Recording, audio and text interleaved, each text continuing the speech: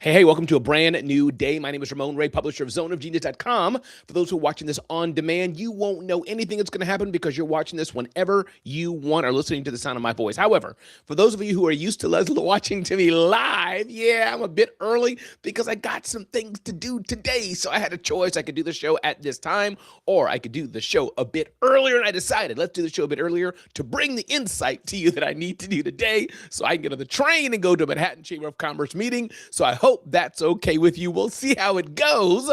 But you know what? I feel great going live. I could have even done this taped and done it later. Could have tried to change things around, but sometimes you got to shift some things around and make priorities. And so that's what I did today, made my decision. So welcome to a brand new edition to the Rundown with Ramon. I know it's a whole hour early. Some of you be disappointed not seeing it live, but it is what it is, and I'm here. So welcome to a brand new edition. I hope your day is well. It is cold, cold, cold outside, at least at the time of this recording. When you're hearing this, it could be warm, it could be not. But the flagship topic of the day today, where we're going to get to today, is talking about the gift of failure, the gift of failure. And here's the nugget. Here's the nugget of the day as we talk about the gift of failure and why that's so important before we get to some of our headlines. One, if you don't fail, I don't think you're trying hard enough. I'm trying to think of all the things that happen in life where there's no failure, of where people are trying as hard as they could. You think about pilots trying to fly a plane.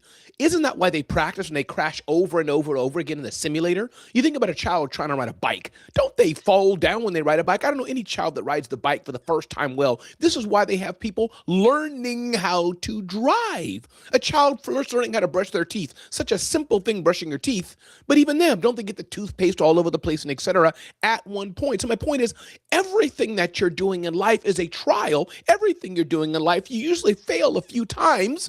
This is why you try. This is why you practice. So when I'm hiring somebody, I want to look for somebody that has experience, that's done it over and over again, because that's the person who can do the job. And I know invariably, if they've had the longevity and done it for a long time, and they've consistently been doing it, so it's the quantity of time they've done it and how long they've done it, they're going to have some failures, and ideally, they're going to have learned from those failures. Welcome to a brand new day. This is the Rundown with Ramon. Alexandra, you're still here. Glad you came back. Glad you're here, Alexandria. Even a whole hour different time. Appreciate you being here, Alexandria. Not sure if you heard me, but I got some things to do today, so I said I can either not do the show or I can do the show early, and I did it. Greg Baker's here. Greg Becker, glad you're here today on the Rundown with Ramon show.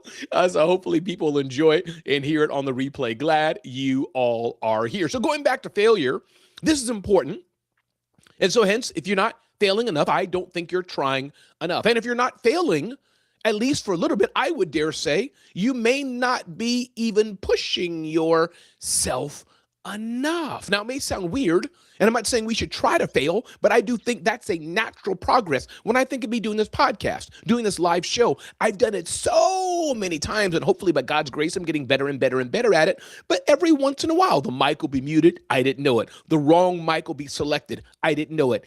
Because you're doing it over and over again, and because you're human. I dare you, name one thing you can think of that you get right the first time, and as you do it over and over again, you never get it wrong. Name one thing. Even our elite special forces, the secrets, where they always say, we have to get it right, guys have to get it right only once.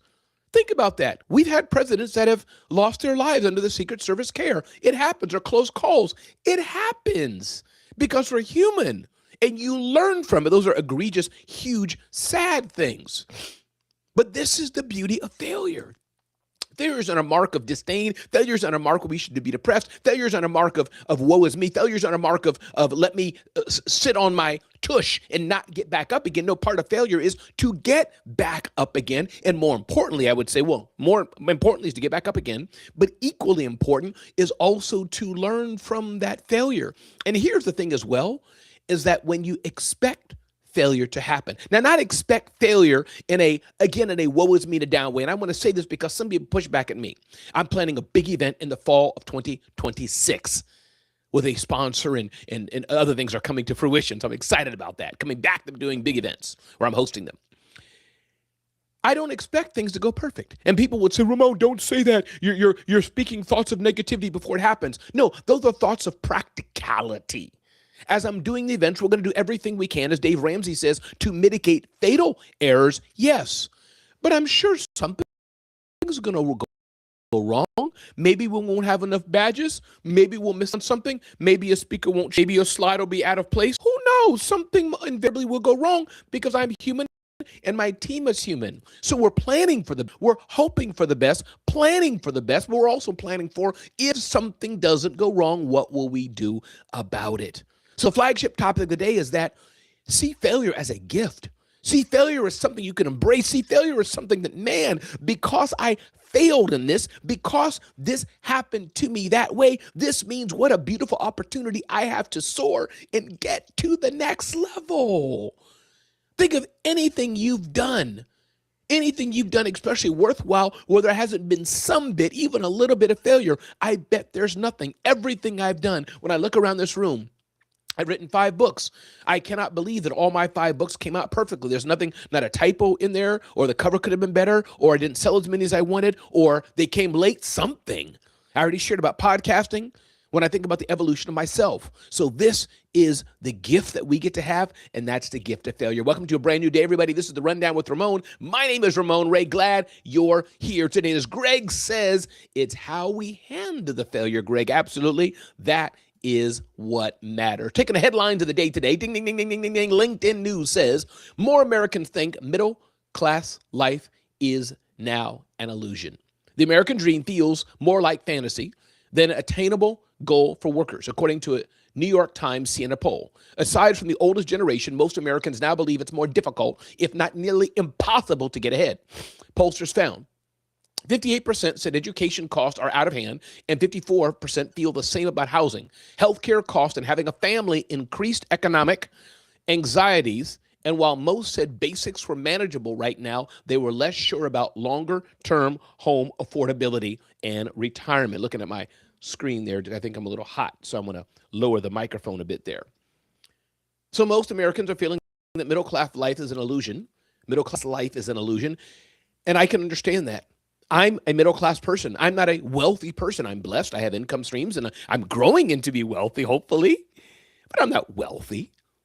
But I make okay. I make a good living, pay myself well. But I feel sorry for those who feel the quote-unquote middle-class life is an illusion. I get it. You have debts. You're not paid enough. You want to do the nice things, see the nice things. You want to have nice experiences, and you feel stuck. So I don't know if it's an illusion. And also depends on who you're polling, because I bet if you poll Greg or poll Alexandria, you may get a different answer than if you poll somebody who's in poverty, who's had generational impoverishment, who's maybe been on government assistance their whole life. They may see that as something unattainable. I get it. That's the headline of the day, and those listening to the sound of my voice today, my encouragement to you is do not give up hope that financial freedom is not for you. Understand that financial freedom is within all of us as long as we're breathing, and especially if you have some runway. You're 20 years old, you're 30 years old, you're 40 years old. There's time for you to get better training, time for you to get better job, time for you to put your money aside, time for you to maybe make some small investments and see how that pans out. There is still time. And if you're older or you've made some egregious mistakes and you're massively in debt, there's still ways, I'm sure, around that. If you talk to financial planners, talk to family, talk to people who may be able to help you restructure some things. But don't give up hope that financial freedom, or AKA middle-class dream, whatever that may mean for you, is within reach. My name is Ramon Ray. This is the Rundown with Ramon, encouraging you. Go to zoneofgenius.com, zoneofgenius.com. zoneofgenius.com, and check out all the insights so you don't miss out on insights like this. Ding, ding, ding, ding, ding, ding, ding. TikTok says data center outage caused weekend disruptions. Woo! TikTok back in the news. They just got sold to a U.S. conglomerate, and now we got some outages. TikTok blamed a data center outage for disruptions to the app over the weekend, with users reporting video uploading issues and irrelevant content appearing in their feeds. In a social media post, the company said it is working with our data center partner to stabilize our service. The disruptions come at a delicate time for TikTok. This is days after its U.S. operations were diverted to a consortium of investors. Average daily deletions of the app have risen by 150% over the last few days, and would-be rivals have seen downloads increase. Listen, this is like yawning. TikTok is one of many apps you can use. And for those who are making tons of money on TikTok, I get it. I wouldn't want to see your livelihoods gone. But for those who are just using TikTok for advertising, you can just find another platform. It is what it is. If Facebook goes down, TikTok goes down, Instagram goes down, there's always another platform. Only thing I ask, please don't have LinkedIn go down. My name is Ramon Ray. This is the Rundown with Ramon podcast. Alexandria, mindset is everything. There was a point where I was afraid to move beyond six figures, feeling as if a higher level was for evil people due to my upbringing. Alexandria, amen, amen, amen. Sometimes we feel ashamed. You're around the kitchen table, Pookie and Riri saying, yeah, we make 50,000 a year. Jamal says, we make 80,000 a year. Alexandria coming in saying, yeah, I make 180, I make 150, I make 250, whatever that number may be. And room goes silent. People wonder, how'd you get that? Who'd you steal from? I totally get it, Alexandria. I totally get it. That happens. Trisha Rue is here. What's up, Trisha Rue? Always glad to see you here, double dipping. Shh. Glad to see you here on the Rundown with Ramon show. A little early today. I got some plans. I got a Manhattan Chamber of Commerce board meeting and things I got to do in New York City. So I got to get the train in about 20 minutes. So I said, let me do my show a little early. And it is what it is. Welcome to a brand new edition of today's Rundown with Ramon. Interesting headline here. Super Bowl bettors are already pouring money into one team. Super Bowl LX, I forgot what number that is. 10 is X, I know. L is something, 50 something maybe, is set in its rematch of a 2015 classic, except this time gamblers expect the Seahawks to exact their revenge on the Patriots. Seattle opened as 3.5-point favorites, but the line expanded to 4.5 points on Monday morning after early bettors favored the Seahawks. So what does this mean for you and I? Yeah, Super Bowl is great. NFL is great. Betting, interesting sport, interesting, thing that happens. But here's the thing. How much are you willing to bet on yourself? How much are you willing to bet on your success? How much are you willing to bet that you can do it or bet that you can't do it? My point is, how much are you willing to bet on yourself? Very few people are going to bet on you except for yourself. Trisha's going to focus on Trisha. Alexandria's going to focus on Alexandria. But how many of you are willing to bet on yourself? Seahawks and Patriots, people are betting on one team to win, one team to lose. But here's the question. How many of you are betting on yourself? I know I'm betting on myself this year, big time. I got office hours with Ramon office hours, our coaching program. It's launching. People are joining. People are paying. We have paying clients. Launching my Genius Talks. The first one I'm doing in New York City in March, it's almost already sold out. Get ready to launch my in-person big event in New York City. That is coming to fruition. Genius Talks going across the country and across the world. That is about ready to launch. We have our first one planned in San Francisco. We already have a sponsor for that. I'm betting on myself. I'm playing a different game or playing a better version of the current game. What are you doing? Yeah, we can bet on the Seahawks. We can bet on the Patriots. I don't even know about sports so much. But the question I have for you today is, are you also betting on yourself? This is the challenge I give you. Are you betting on yourself? Because there's few people who are going to put the time and energy and look into Alexandria, look into Trisha, look into Greg, look into anyone else than you. So are you betting on yourself? And if you're not, you need to do it every single day. I'm Ramon Ray. This is the Rundown with Ramon. Getting ready to run to the train today. Another headline of the day, just sharing some things. Goodwill sales are surging as shoppers are focusing on deals. I got one of my best pair of shoes from the Goodwill store. It wasn't called Goodwill, from the thrift store. Bought a $30 pair of men's shoes, which are fly, some like half boot things with the zipper on it. I never wore shoes that have zippers. Never wore zippered shoes in my life. Never wore ankle length shoes ever before, ever. But I like them. They're comfortable. And I got them from the thrift store. Why not? So more and more people are shopping from the thrift store or Goodwill store because they want to save money. And I did it because I have so many pair of shoes and I wanted one pair of shoes for when I go to Dominican Republic. I went there a few months ago to volunteer for my church. But I was like, why am I going to buy a pair of $120, $150 shoes from Johnson & Murphy like I normally would, or a fancy pair of brand new Nikes, and go to DR, go to, developed country, which it could be. I wasn't sure if it'd be muddy or raining, whatever, and mess them up. So I got a pair of used shoes. Hey, listen, I did get a pair of used shirts from time to time. The shirts don't always fit me like I want, so I'm a little partial to my bougie Charles Tyrwhitt UK shirts. But listen, Goodwill store's got some good things. It's possible. It's possible. It's possible. I hope y'all having a good day. I love it here. Greg is jumping in. I bet I can do it. I bet I can do it. That's right. Greg's betting on himself. Greg's betting on himself. Trisha Rue, you are too much. It's been a joy to be here as I get ready to wrap up the show. Guess what? Southwest is saying goodbye to open seating. Southwest passengers will have assigned seats starting Tuesday, marking the end of its signature open seating system that has been in place since 1971. Travelers will no longer queue by boarding group and will have to pay a premium for priority and preferred seating, including extra legroom seats. The shift comes as the major airline looks to cut costs, boost revenue, and align more closely with the practice of other rival carriers. Other recent changes at the airline include the end of its decade-old free bag policy. So I guess my question is, if Southwest no longer has open seating and they no longer have free bag policy, what is Southwest Airlines going to hang their hat on and say, we're the best at? Here's how we differentiate ourselves. Lesson of the day today for us all. What are you doing?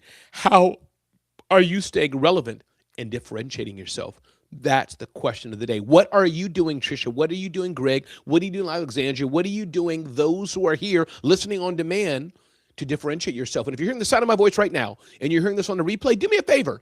Do hashtag replay. Let me know you're one of the army of people listening to this in the replays. Glad you're here as well. Got a lot of things coming up, but I want a big thanks to Bitdefender. Bitdefender, the sponsor of this show, reminding us all, you go home at night, you lock the door of your house, click, click. You leave your car, you lock your car, boop, boop. Is your business secure as well? Go to bitdefender.com, bitdefender.com/Ramon, bitdefender.com/Ramon, and sign up now. Check out the resources we have to protect your small business, to make sure you're not building a brand, building a business, doing all the things you're trying to build, and then poof, a hacker comes and takes away your business. I'm Ramon Ray. It's been great to be here, and I hope you're blessed. I hope you're well. And I'm going to answer this question from Alexandria. I think I saw something in there. Let's go back up here and see Alexandria asked a question. I think she did. I'm pretty sure she did. Sometimes it's hard to see everything. Oh, yes. How has your leadership style evolved over the years? Yeah, Trisha, what a great question about leadership style. I think my leadership style has been very consistent for me because of how I am, but I like the question because I think all of us should do better and better as leaders. But I will share my leadership style because I lead things in my team. I lead things with my church. Quite a bit of team things I do. So I have both worlds, of volunteer world and also age. I lead young people who are 16, 17. I've led people who are 20, 30, and different scenarios, leading them in charge of our shuttle service at our church or leading our youth. For many years, I helped lead and coordinate our young men's youth retreat with about 150 attendees and leading other things in other places. But here's my style. One, I'm very laissez-faire. Laissez-faire, I think the word is, meaning offhand, that do what you want. I trust you until trust is not earned. Two, I'm a firm believer in people. Firm believer in people. I trust you that you will figure it out because that's oftentimes some of the good leaders have been to me. Trusting people to figure it out. But watching them, and if they don't do it well, if it doesn't work out well, understanding what I can risk that they can learn on their own or what I can't risk and I cannot let them proceed because they need overwatch. So my point is my leadership style, Alexandria, thank you for the question, is one of I trust you, giving broad strokes and embracing others to figure it out and bring great ideas. Everybody, my name is Ramon Ray. This is the Rundown with Ramon, running to the train. Thank you for being a part of the Rundown with Ramon experience. Appreciate you so much. Be blessed and have an amazing day.